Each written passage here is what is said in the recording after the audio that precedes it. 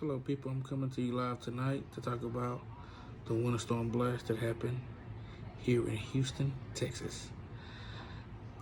My experience in this winter blast in Houston, Texas, for the first time, that experience was crazy. Never had I been without lights and water at the same time, plus the bitter coldness that we had to go through.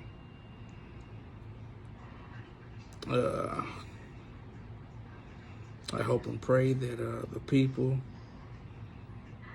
throughout the great state of Texas, I pray that the power has been restored and water has been back on, and I hope we're back up and running and can go on with their lives. But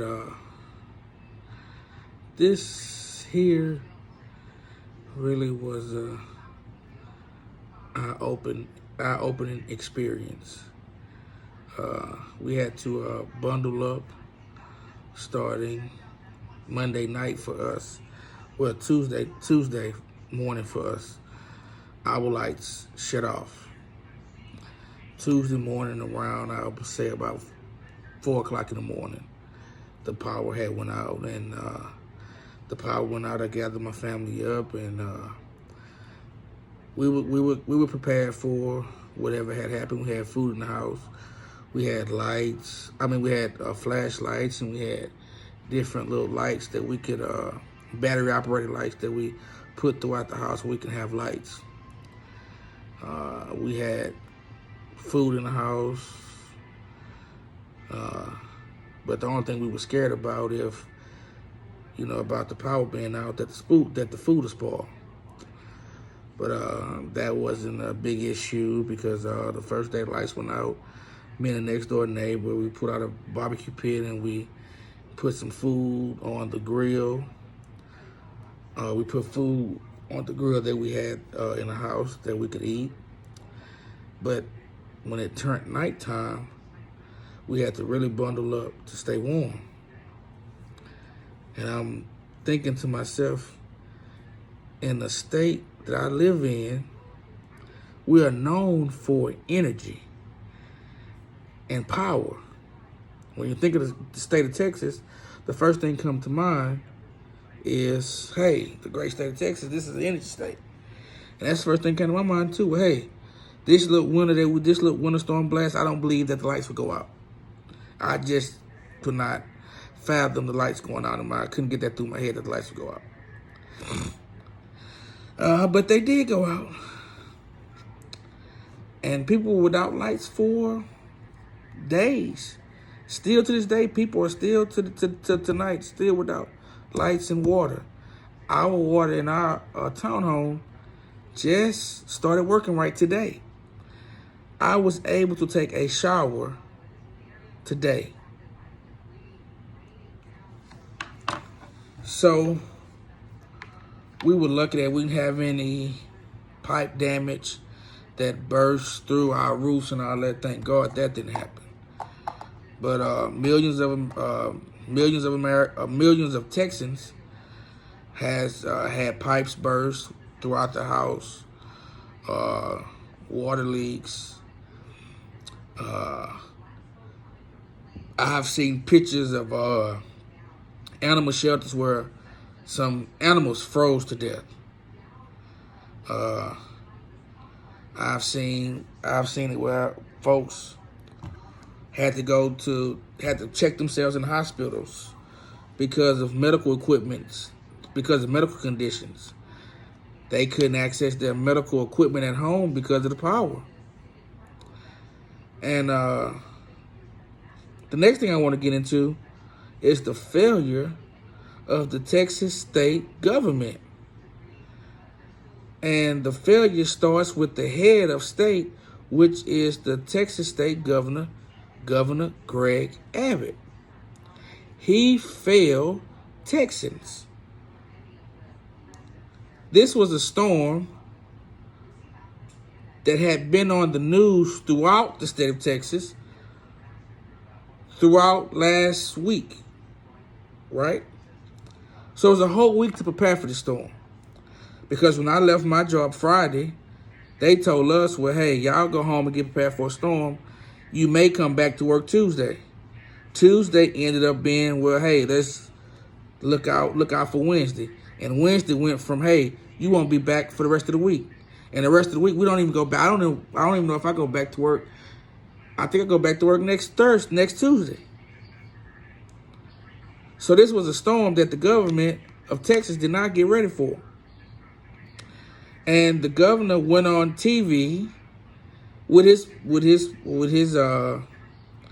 typical, well, hey, you know, we're doing everything we need to do in our power to get power restored, and we hope that the people of the state of Texas are safe and sound and all this.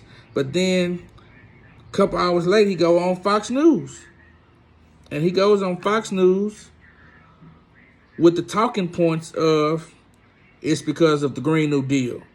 The power went out. Well, first off, let's get one thing straight. There's no such thing as the Green New Deal. The Green New Deal has not even passed Congress yet. The Green New Deal is a bill that is made up by Cortez in the U.S. House of Representatives, and I believe by a Delaware senator, I believe, or a Massachusetts senator. I'm correcting myself. But that bill has not passed the U.S. Senate or the U.S. House yet. So it was not green energy. It was not the Green New Deal. And it was not green energy that caused the power failure. I believe the power failure fell with the state and ERCOT. The way the state and ERCOT had a contract agreement of how energy was bought. The state wanted to save money and was not prepared for this winter storm that happened. So they wanted to save money with this company. And I guess however much power that they bought up, it was not going to amount to what was bought. So ERCOT said, hey, we got to shut the power down, or we could, or to avoid a rolling blackout. The same thing that the state of Texas laughed at California about when they had a rolling blackout, I think sometime last year. Look what happened to our state. Our state had a winter storm, and it made our power grid shut off. Pipes froze up so much that we didn't have any water. And what the governor do? He didn't really make an executive decision until 3 days into the winter blast, when he was getting flack for it, when he got called out for it. That's when he said, well, the people of ERCOT need to be, the leader of ERCOT need to resign. But Republicans are so against green energy. But what the energy power that we have is coal and fossil fuels and power plants outlet. Yeah, that was shut down. It froze out. Well, it wouldn't have froze out. It wouldn't have freezed out if the governor would have prepared for it. But no, some of you Republicans I believe that the state of Texas is so hell-bent on making this the first failure of President Biden's term that they just went all out to let the power go out. But that's a different story, different video. So like I said, he went on Fox News. You know, he didn't put an executive order out quick, fast enough on ERCOT to make ERCOT to restore everybody's energy. If you don't know, for those who don't know, we're not on the federal grid power system. We have our own state independent grid. And I believe it's eked out by ERCOT. So, they control what happened. This governor sat on his feet, sat on his hands, and was going around and spitting out Republican talking points when millions of Texans are sitting in the house bundled up trying to stay warm.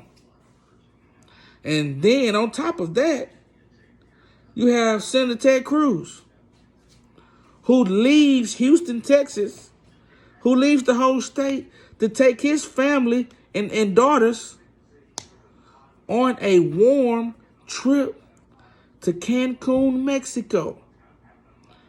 He got caught and he tried to cover it up.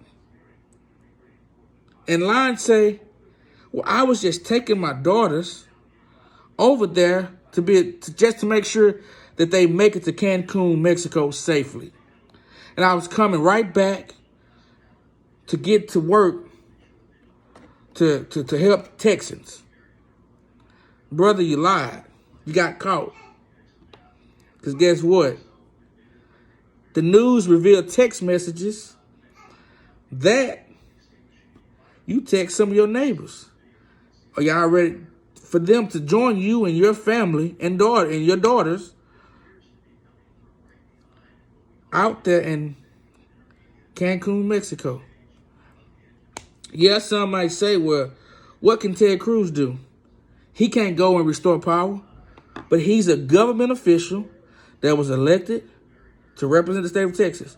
So I thought anytime the state of Texas has any kind of technical difficulties with power, riots, anything like that, you are part of the Texas government.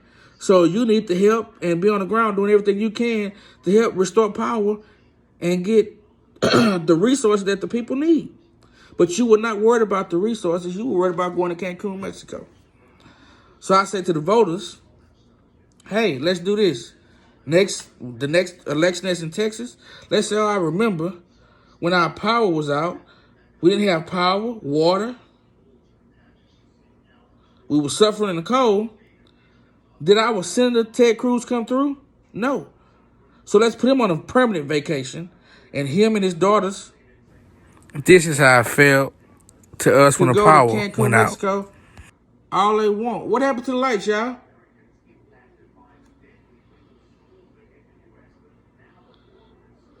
Sorry about that. Technical difficulties. My light had went out. So I start back from where I ended. Let's put him and his daughters and his family on a permanent vacation. And let's have some leadership that will really help the state of Texas. Throughout this ordeal, I just really think that the Texas state government failed. There's room for improvement. But I just believe the state of Texas needs new leadership. And the leadership that we have is not the leadership that Texans need. I believe we need to start fresh.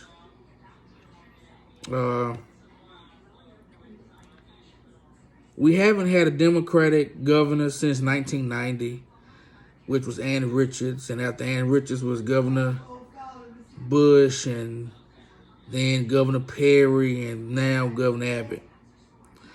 I'm not saying that Democratic leadership would be the answer, but I believe we need fresh leadership. And I believe the Democrats are where we may need to look to.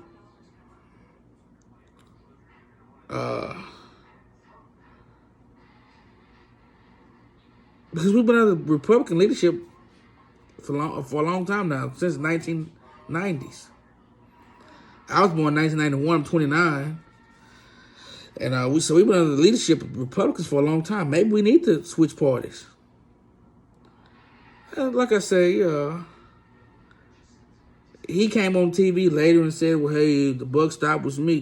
But yeah, the buck does stop with you. But brother, you have to go for this one.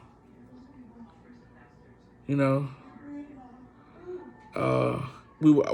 state of Texas was on the wrong side of the impeachment trial.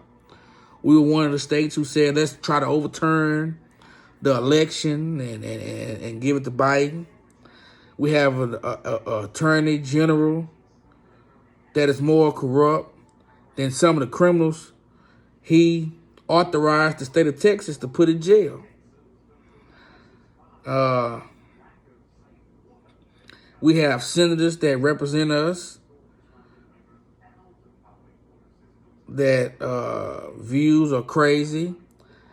Ted Cruz should not be a senator right now because he was one of the reasons that they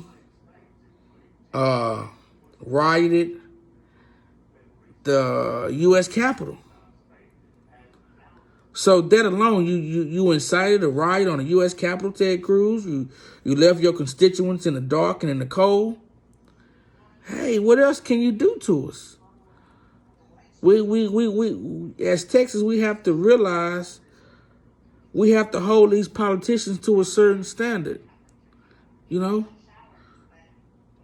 you hold Democratic politicians to a certain standard, so we have to hold these Republicans to a certain standard. Activists need to be more activists. You know, we need to build a coalition like they did in Georgia. You saw in Georgia, they put 2 Democratic senators in the Senate. Not one, but two of them. And if we can follow that that model, maybe we could turn Texas blue. Maybe if Beto launches a campaign for governor, maybe he can get enough Latino and blacks and whites to put him over the top. He lost by a razor-thin margin against Ted Cruz.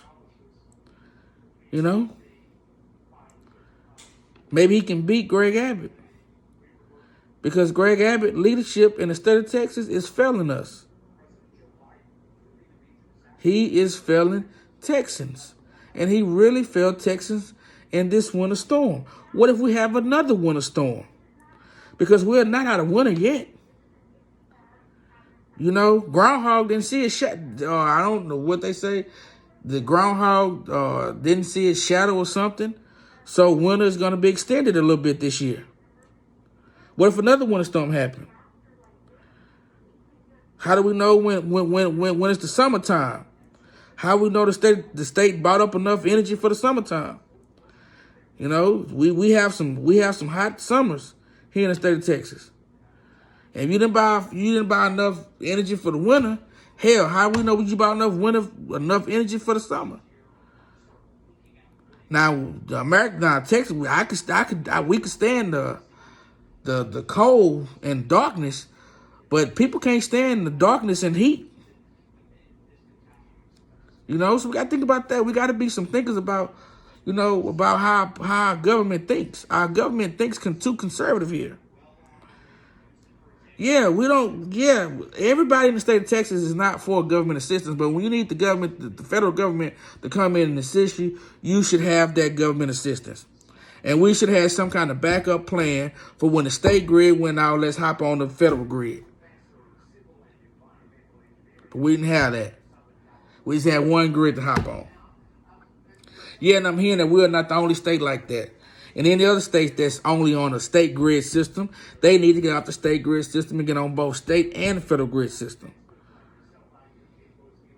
And before I end my little spiel about this winter storm blast in the state of Texas, I would like to send a special thank you to the President of the United States of America for declaring us a major declaration of emergency.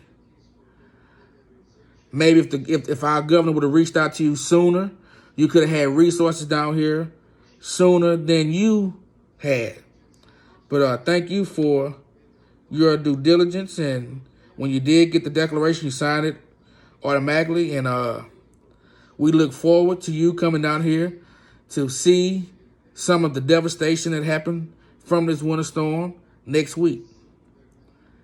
And hopefully, Mr. President, you can talk to our governor to get him to see that government assistance will not hurt him.